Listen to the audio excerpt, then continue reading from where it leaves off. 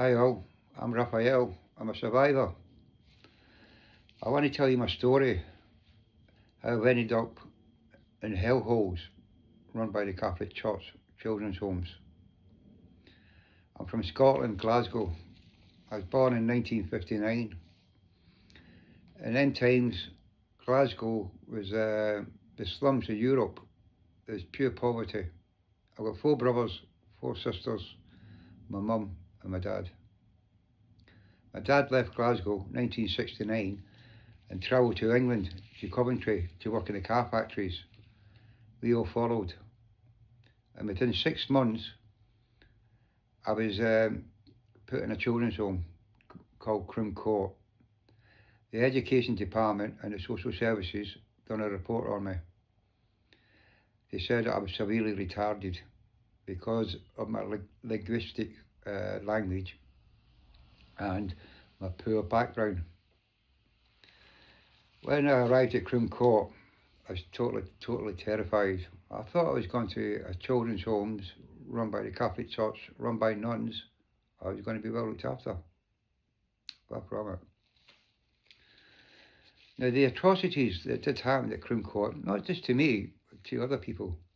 Children were dragged out of bed, made to kneel on marbles during the night, freezing cold. Children locked in rooms for weeks and weeks at a time to learn Latin, but they couldn't, to read Latin. They couldn't read English, spell English. They couldn't read and write, but they could read in Latin. 2 allegations of murders at Croom Court. The beatings, well, as I said, it's unspeakable. They tried to waterboard me, a 10-year-old, tried to waterboard me, put my head underneath the sink. I got caught smoking. A little stump that I found on the floor, a habit that I had from Glasgow. The nun dragged me into the kitchen, soapy water, and stuck my head under the water. Still remember it. Spluttering, water coming out my nose, my mouth choking, dragged me upstairs in the Mother Superior. With his face to strip, naked, and beaten again. And again the next morning, in front of the whole school, and the dining hall table, made to drop my trousers, getting whipped. Oh, that was just one of them, one of the occasions. Getting locked in covers, every time I ran away, I come back, they put me in covers overnight, call me names, say nobody loved me, nobody wanted me, they were lucky they were looking after me. As I said, 2 allegations of murders. Gym staff raping children. Tried to rape the lad again the week after. The lad tried to run out, hit his head on the bench, unconscious. The gym teacher raped him while he was unconscious. You couldn't tell the nuns that you were getting raped and beaten by the members of the staff. If you told the nuns that you got sexually assaulted or you got raped by a priest or a member of staff, they kill you. No, they would actually kill you. They beat the shit out of you, black and blue. Now, I've heard all these, I've seen these statements. These statements are part of the independent inquiry into child sexual abuse, but it wasn't made to the public. These statements are from core participants. What I'm telling you, these are from core participants. They told that inquiry of these experiences, made statements, murders, rapes, tortures, mental abuse, physical abuse, sexual abuse. The nuns were sexually abusing children at Croom Court. That didn't come out of the inquiry, but there were statements made to the inquiry from a co-participant saying that the public didn't know the atrocities, the true atrocities that happened at Croom Court children's homes. Well, I'll leave Croom Court for the time being. I want to move on to another children's homes. Well, before I move on to another children's homes, I took an overdose at 10 and a half years of age at Crimcourt. 21 Valium pills. They call them diazepams now. I stole them from my father. I was unconscious in the hospital and woke up a day later. So annoyed that I was still alive. A 10.5-year-old boy. No, I think I was 11. I was 11. So annoyed that I was still alive. Tried to escape from the hospital. They caught me outside, dragged me back in, and gave me a big injection in my bottom. And just caught me out. But later on, there was a psychiatrist report stating Raphael must not be placed in any more children's homes as it could lead to more suicide attempts. Well, that didn't work. But that overdose got me out of Crimcourt. But they put me into the frying pan. They sent me to Father Hudson's Homes, St Edward's Boys' School. Just the same, probably worse. Now, the nuns there wasn't allegations of murder, children there. They got investigated for murder. And you know what they got investigated for? What it was all about? The nuns having an affair with one of the lads, one of the boys.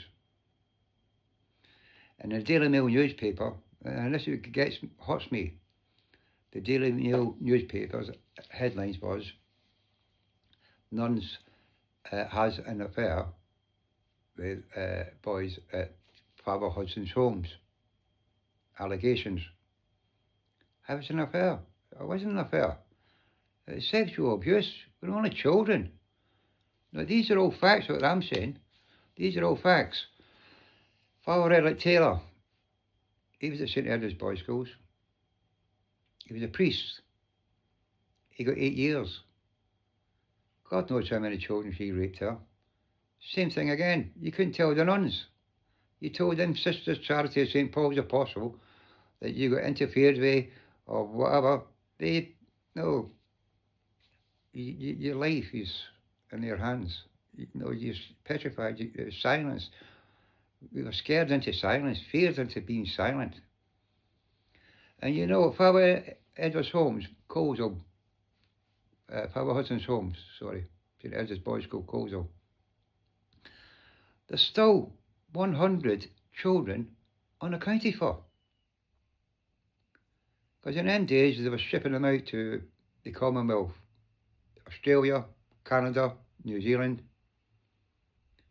from Father Hudson's Homes. The home that I went to, Father Hudson's Homes, St Edward's Boys' School. Where are these unaccounted 100 children? Where are they? Who's investigating it? We've forgotten.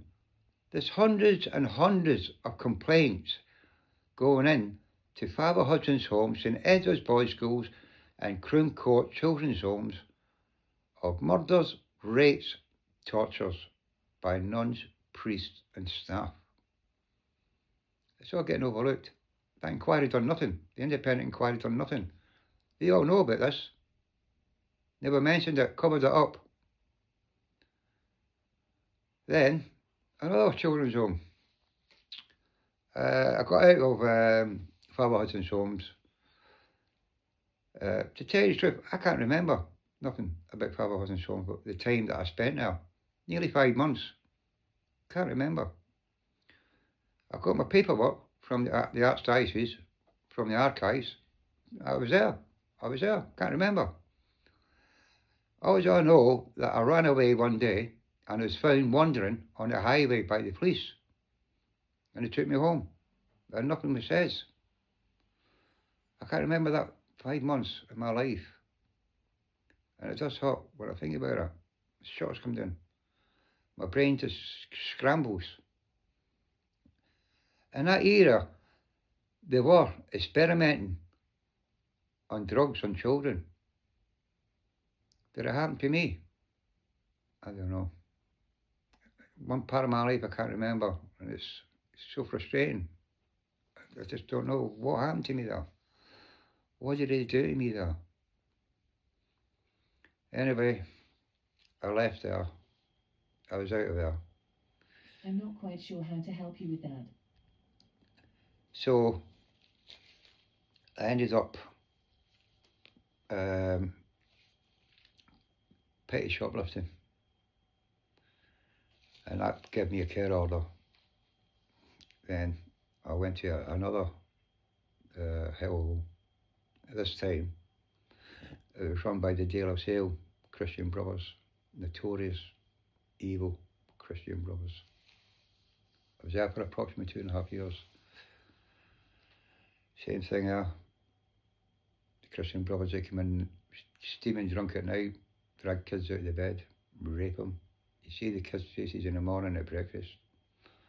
You just knew. You'd hear them come in, dragging them out of bed. You got your head under a blanket. And you go, please, God, please, they'll never be me.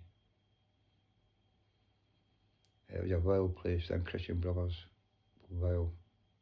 They're known for it all over the world.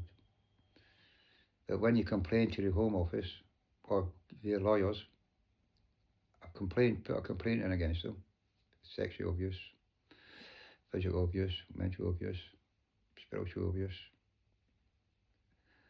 The lawyers are turning and says there's nothing to do with the De La Salle Christian Brothers. They were just employees working for the Home Office. What an excuse. And even when the Christian Brothers, the De La Salle, did get arrested and went to prison for raping children, abusing children, when they came out of prison, they got the job back. Just at another school. Now, these crimes have got to come out. I have to tell you about all these evilness, all these bad, horrible, evil crimes. Because if I don't, nothing's changing. These people have got to be exposed. And that's the only way we're going to stop them. We have to name and shame them. The Catholic Church won't do nothing about it. The Vatican won't do nothing about it. We have to, us, the public, because they're still doing these evil crimes. They're not admitting it. Not going, I'm sorry. They say they're sorry, but they're only sorry that they get caught. Survivors have had enough. Come clean on all your atrocities, and maybe survivors will sit down and talk to you. But until then, survivors won't have nothing to do with you. And the safeguarding of survivors in the Catholic Church, it doesn't exist. The Catholic safeguarding standards is not fit for purpose. They won't help survivors. They only help their hand-picked survivors. Survivors like myself who speak out, we get a character assassinated. We get, I don't know. It's just horrible how they treat us. Horrible, disrespectful.